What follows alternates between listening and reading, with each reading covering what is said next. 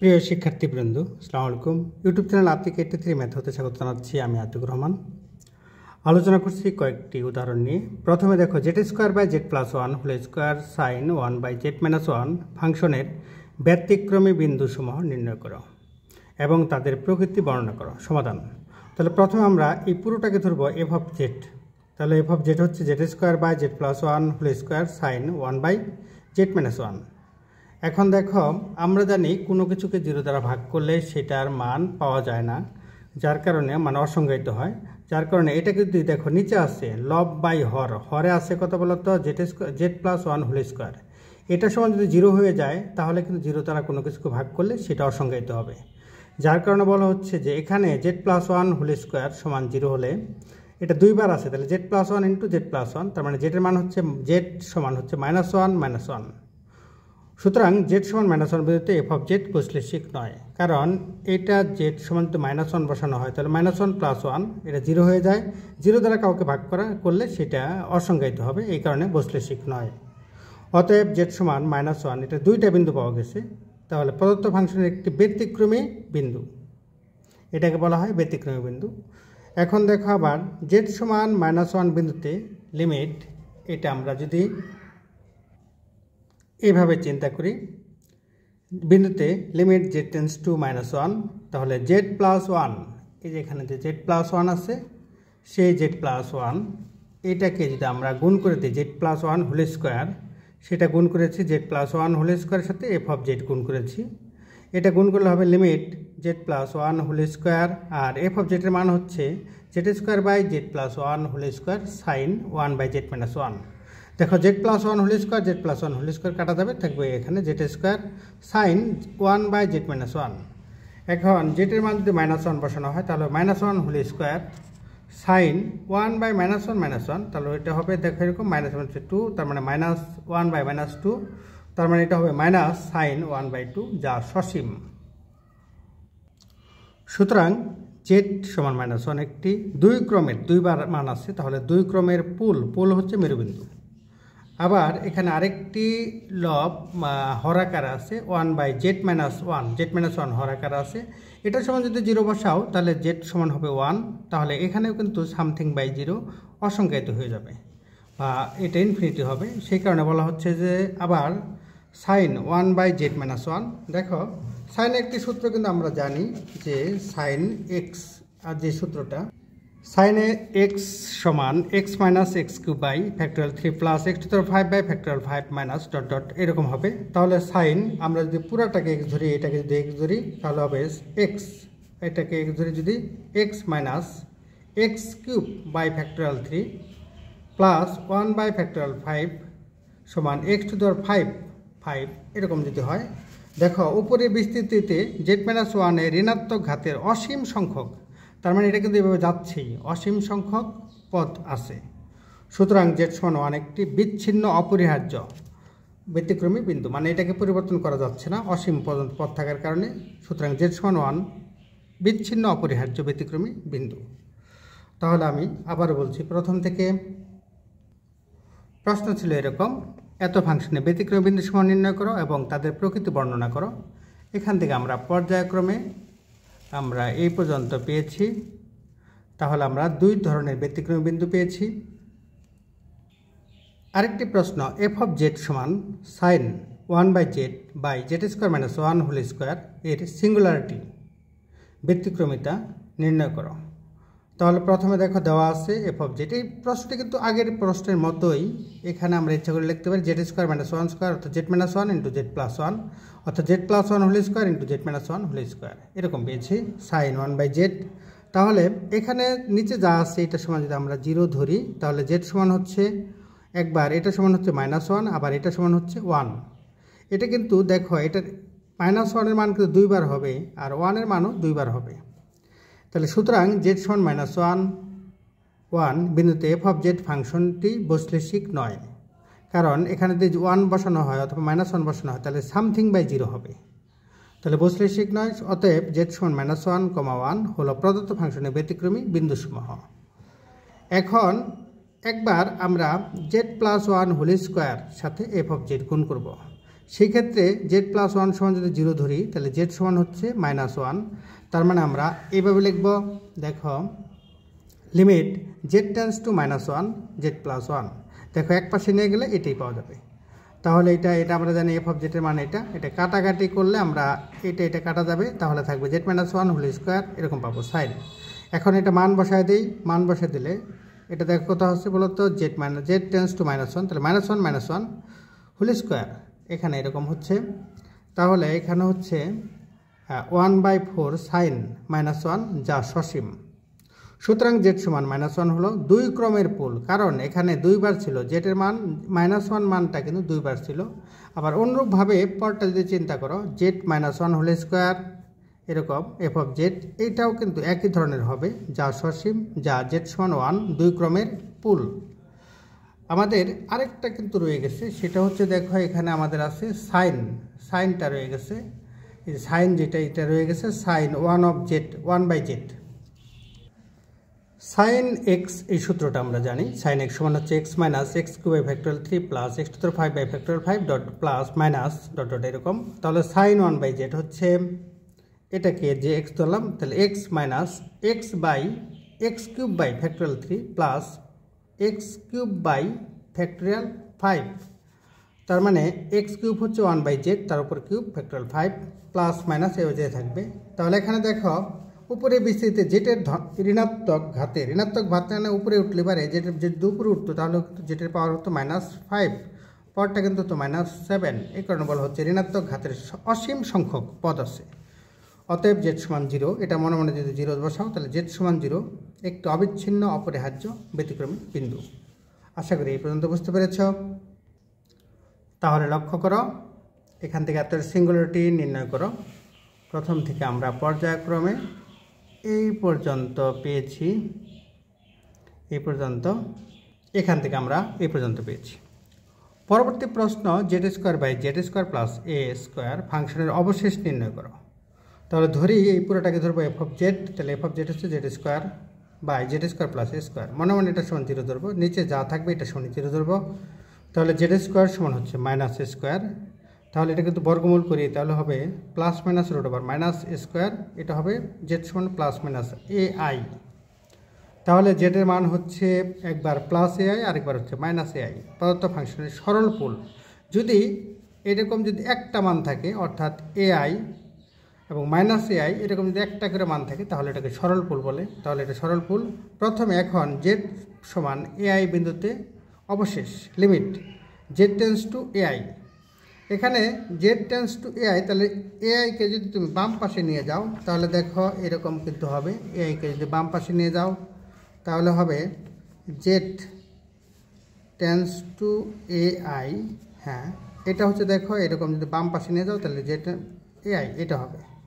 আর আমরা কিন্তু জানি যে জেড স্কোয়ার প্লাস, আমরা জানি যে z square plus a square, এটাকে লেখা যায় z square minus i square a square সমান z square minus a i whole square. তার মানে হচ্ছে জেড সমান হচ্ছে জেড মাইনাস এ আই, আরেকবার হচ্ছে জেড প্লাস এ আই, এরকম হবে।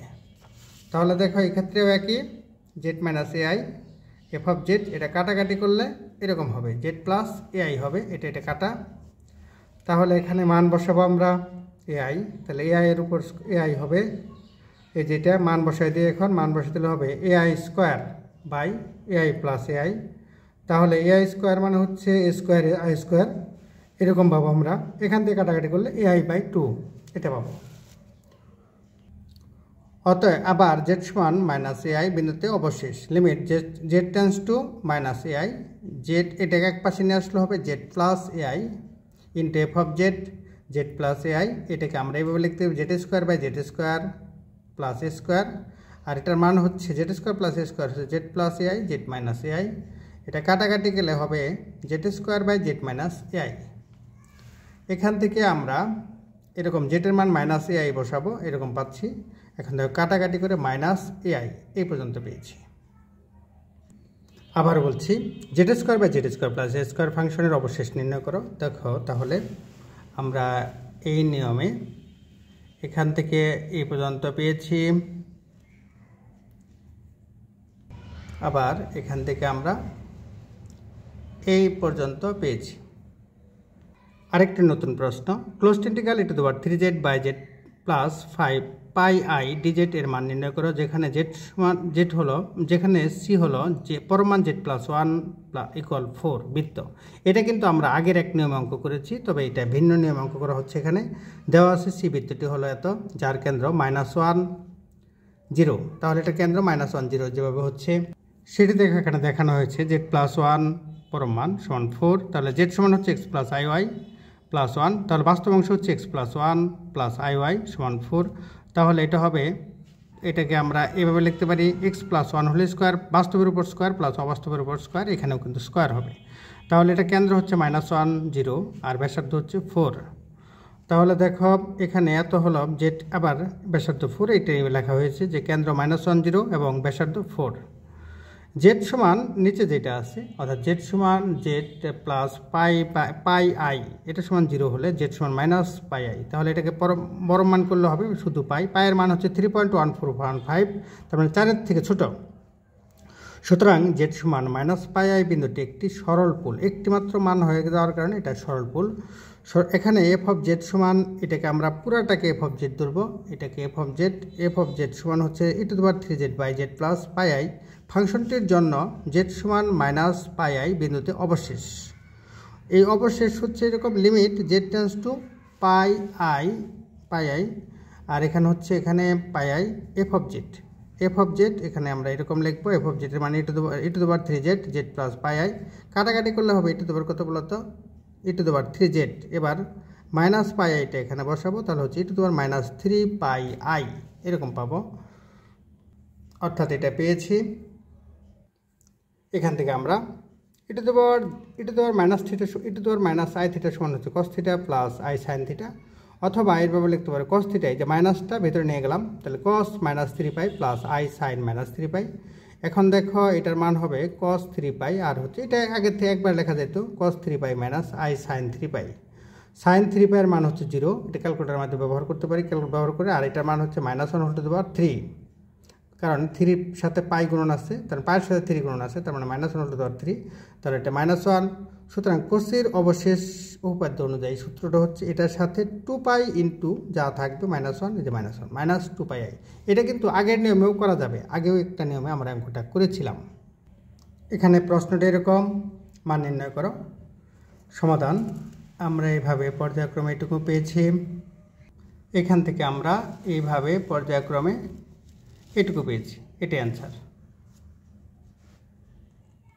প্রশ্ন, কুচির অবশেষ উপপাদ্য ব্যবহার করে closed integral e to the power -iz by z plus 3 into z minus i whole square dz সমাকলনটির মান নির্ণয় করো, যেখানে c সমান z সাচ দ্যাট z সমান 1 plus 2 e to the power i theta, থিটার মান হচ্ছে 0 থেকে বড়, 2 পাই থেকে ছোট বা সমান। তাহলে সমাধান দেওয়া আছে, z সমান যেটা দেওয়া আছে z সমান হচ্ছে 1 plus 2 e to the power i theta এখানে দেওয়া আছে। তাহলে দেখো জেডকে এক পাশে নিয়ে আসলাম, তো এটাকে পরমান করলে e to the power i theta পরমান হচ্ছে 1, তাহলে এটা কিন্তু হয়ে যাবে কত, এটা হবে যে 2। তাহলে দেখো এখান থেকে যার কেন্দ্র, তাহলে এটা কেন্দ্র কত হচ্ছে বলো তো, কেন্দ্র হচ্ছে 1, বাস্তব অংশ হচ্ছে 1,0 আর ব্যাসার্ধ হচ্ছে 2। তাহলে এখন এটা দেখবা এখানে দুইটাই আছে, একটা z প্লাস 3 আর একটা z minus i whole square. তার মানে z plus 3 into z minus i, হর যেটা আছে এটা সমান 0 হলে, তাহলে z প্লাস 3 সমান যদি 0 হয় তাহলে z সমান হচ্ছে -3, আর z minus i whole square সমান যদি 0 হয় তাহলে z সমান হচ্ছে i গুণন i, i। এই ক্ষেত্রে আমরা এরকম পাবো i, অর্থাৎ পরমান z, এটা কিন্তু 3 থেকে আমাদের যে বৃত্তটা রয়েছে আমাদের বলা আছে যেটা 3 থেকে পরমান z হচ্ছে কত, এটা 3, যা আমাদের বৃত্তের ব্যাসার্ধ হচ্ছে 2 থেকে বড় হয়ে যায়, তার মানে 2 থেকে 3টা ছোট নয়, তাহলে এই বিন্দুতে ভিতরে অবস্থিত নয়, এটা বাহিরে অবস্থিত। আবার পরম মান যদি করি, পরম মান করলে i, এটার মান হচ্ছে 1, এটা কিন্তু 1টা কিন্তু এটার ভিতরে অবস্থিত, এই 2-র ভিতরে অবস্থিত, কিন্তু এখানে দুইটা মান থাকার জন্য এটার নাম হচ্ছে দ্বিপুল। সুতরাং z সমান i বিন্দুটি একটি দ্বিপুল। এখন বলা হচ্ছে এফ অফ জেড সমান, এই পুরোটা এফ অফ জেড, এর জন্য জেড সমান i বিন্দুতে অবশেষ limit z tends to i 1 বা এটা দুইটা থাকার কারণে 2 ফ্যাক্টর, অর্থাৎ সূত্রটা হচ্ছে m সংখ্যক যদি থাকতো তাহলে ফ্যাক্টরিয়াল m-1, তাহলে এখানে দুইটা থাকার কারণে ফ্যাক্টরিয়াল কত 2 - 1, আর এটার পাওয়ার হবে ডি, মূলত ছিল 2 - 1, যদি আমরা লিখতে চাও তাহলে লিখতে হবে 2 - 1, এখানেও কিন্তু ছিল 2 - 1, কিন্তু আমরা লিখেছি কত 2, এবং যা আছে এখানে কত z - i হোল স্কোয়ার, তার সাথে এফ অফ জেড গুণন হবে। তাহলে এখানে দেখো এটা হচ্ছে 1/1 ফ্যাক্টোরিয়াল 1, তার মানে 1ই হয়ে যায়, তাহলে এটা হচ্ছে ডি বাই ডিজেড, আর z - i হোল স্কোয়ার এটা হবে এরকম, এটা কাটা যাবে, তাহলে এটা হবে e - i z by z+3। এটা ইউ বাই ভির যে সূত্রটা, সেই ইউ বাই ভির সূত্রটা ব্যবহার করব। সেই ক্ষেত্রে ইউ বাই ভির সূত্রটা হচ্ছে ভি স্কোয়ার, ভিকে রেখে দিব, ভি মানে এটা ভি ইউ, আর এটা হচ্ছে নিচেটা হচ্ছে ভি, তাহলে ভি স্কোয়ার, ভিকে রেখে দিলাম, ইউকে ডেরিভেটিভ করতে e - i z K derivative করলে হবে e - i z into -i, minus আবার e - i z কে রেখে দিব, z+3 কে ডেরিভেটিভ করলে 1 হবে। তাহলে দেখো এরকম হয়েছে। এবার মান বসাই দিলাম, z টেন্ডস টু -i, অর্থাৎ -i বসাই দিলাম, বসাই দিলে পরে এটা যোগ বিয়োগ করে আমরা এই পর্যন্ত পেয়েছি। সুতরাং কোশির অবশেষ উপপাদ্য অনুযায়ী এটার সাথে আমরা জানি 2πi গুণন হবে এটার সাথে, তাহলে 2πi গুণন করলাম, i গুণন i, তাহলে i স্কোয়ার মানে হচ্ছে -1, সেই মাইনাস হচ্ছে প্লাস, তাহলে হচ্ছে এরকম। আবার যদি এটাকে আমরা উপরে নিচে 4 - 3i অনুবন্ধী দ্বারা গুণ করে দিই, তাহলে 4 - 3i এরকম গুণন হবে স্কোয়ার মাইনাস বি স্কোয়ার, যে সূত্র প্রয়োগ করে আমরা এই পর্যন্ত পাবো, অর্থাৎ 25 নিচে থাকবে, এই পর্যন্ত পাবো। তাহলে দেখো আবার প্রথম থেকে কোশির অবশেষ উপপাদ্য ব্যবহার করে এটা সমাধান করতে হবে। তাহলে এখান থেকে আমরা এই পর্যন্ত পেয়েছি, আবার এখান থেকে আমরা পর্যায়ক্রমে এই পর্যন্ত পেয়েছি, এটাই অ্যান্সার মূলত। প্রশ্ন, এফ অফ জেড সমান সাইন জেড কে জেড সমান π/4 এর সাপেক্ষে টেইলর ধারা বিস্তার করে। খুবই সহজ একটা অঙ্ক। প্রথমে দেখো দেওয়া আছে এফ অফ জেড সমান হচ্ছে সাইন জেড, তাহলে এফ অফ π/4 হচ্ছে সাইন π/4, সাইন 45 ডিগ্রি মান হচ্ছে 1/2। এটাকে ডেরিভেটিভ করলে হবে এফ ড্যাশ জেড, সাইনকে ডেরিভেটিভ করলে কস জেড, আবার মান বসাতে কস π/4 মানে 1/2। আবার এটাকে যদি ডেরিভেটিভ করা যায় অর্থাৎ এফ ডাবল ড্যাশ জেড, এটা হচ্ছে কসকে ডেরিভেটিভ করলে হবে মাইনাস সাইন জেড, এবার মান বসাই দিলাম, এটা হচ্ছে -1/2। আবার এটাকে যদি আবার ডেরিভেটিভ করা হয় তাহলে এফ ট্রিপল জেড, সাইনকে ডেরিভেটিভ করলে হবে কস জেড, দেখো এরকম মান পাবো। আবার যদি ডেরিভেটিভ করা হয় এফ 4 বার জেড, আর এখানে মাইনাস কসকে ডেরিভেটিভ করলে কসকে ডেরিভেটিভ করলে মাইনাস সাইনে প্লাস, মাইনাসে প্লাস হয়ে যাবে। তার মানে এটা কিন্তু আগেরটায় ফিরে আসলো এরকম, তার মানে চতুর্থবার ঘুরে আগেরটায় ফিরে আসলো, সেই মানটা বসিয়ে দেওয়া হয়েছে। দেখো লেখা হয়েছে যে অতএব জেড সমান π/4 এ টেইলর ধারাটা হচ্ছে এফ অফ জেড সমান f of π/4 plus z minus π/4 f dash π/4। যখন এটা স্কোয়ার হয়ে যাবে নিচে ফ্যাক্টোরিয়াল 2, এখানে 2 বার ডেরিভেটিভ, যখন কিউব হবে তখন 3 বার ডেরিভেটিভ, নিচে ফ্যাক্টোরিয়াল 3। এবার এখন সবগুলা মান বসিয়ে দিয়েছি, মান বসিয়ে আমরা এরকম পেয়েছি। তাহলে আশা করি এই অঙ্কটা তোমরা খুব সহজে তোমরা পেতে পারো। এবার পরবর্তী আরেকটি প্রশ্ন দেখি।